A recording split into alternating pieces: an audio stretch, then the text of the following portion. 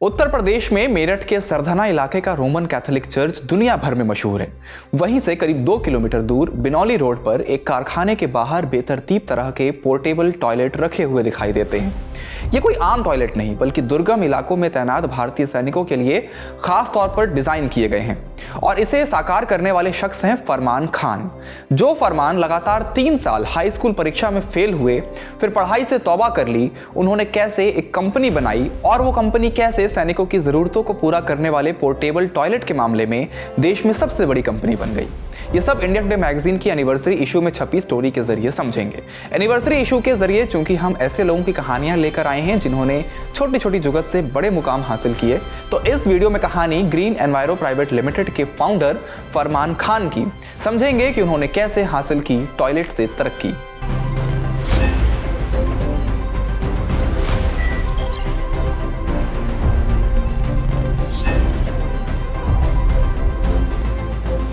मोहम्मद फरमान की तरक्की का रास्ता बेहद गरीबी से होकर गुजरा है।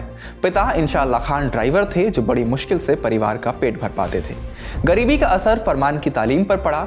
साल 1997 से लगातार 3 साल वे हाई स्कूल परीक्षा में फेल हुए, फिर आगे की पढ़ाई से तौबा कर ली। साल 2000 में मेरठ में एक एडवर्टाइजिंग कंपनी के मालिक आत्माराम शर्मा के साथ रहकर चित्रकारी और पेंटिंग सीखी। पेंटिंग के काम से वे पिता की कमाई में अपना भी हिस्सा जोड़ने लगे। लेकिन 2007 के बाद फ्लेक्स प्रिंटिंग मशीन बाजार में आ गई और हाथ से पेंटिंग का काम बंद होने लगा। फरमान 2008 में आखिरकार दिल्ली आ गए और सुलभ शौचालय संस्था से जुड़कर टॉयलेट की रिपेयरिंग और निर्माण की तकनीक सीखने लगे। कुछ ही दिनों में वे पोर्टेबल टॉयलेट बनाने में माहिर हो गए।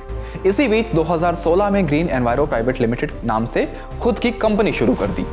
इसी साल रक्षा अनुसंधान और विकास संगठन यानी DRDO से जुड़ी एक कंपनी ने फरमान की कंपनी को दुर्गम इलाकों में तैनात भारतीय सैनिकों के लिए बायोडिग्रेडेबल पोर्टेबल मोबाइल टॉयलेट बनाने का जिम्मा सौंपा।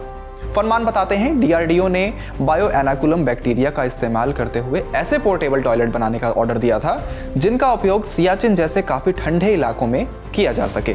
फरमान ने काफी रिसर्च के बाद पॉलीयूरेथीन फोम शीट का उपयोग करते हुए ऐसे पोर्टेबल टॉयलेट बनाए जो बाहर की कड़ी ठंड का असर भीतर नहीं आने देता और बहुत कम तापमान पर भी सैनिकों को शौच में कोई दिक्कत नहीं होती।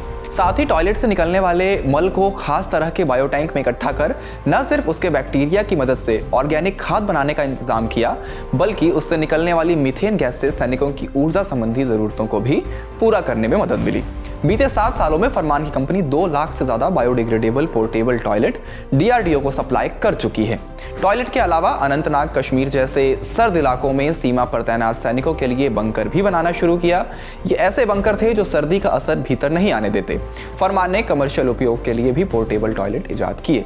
पहली बार ग्रीन एनवायरो प्राइवेट लिमिटेड ने ऐसे टॉयलेट बनाए जो 5 रुपए के सिक्के डालने से खुलते थे। आज ये कंपनी टैंक के लिए खास तरह की गन क्लीनिंग मशीन, सैनिकों के लिए पफ यूरिनल समेत गर्मी और ठंडक में काम आने वाले बंकर बनाने वाली अग्रणी कंपनी में शुमार है। तो आपको फरमान की कहानी कैसी लगी हमें कमेंट बॉक्स में जरूर बताएं। एनिवर्सरी इशू में हमने बाकी लोगों की कहानियों पर भी वीडियोस बनाए हैं, आप उन्हें देख सकते हैं। इस वीडियो में इतना ही, शुक्रिया।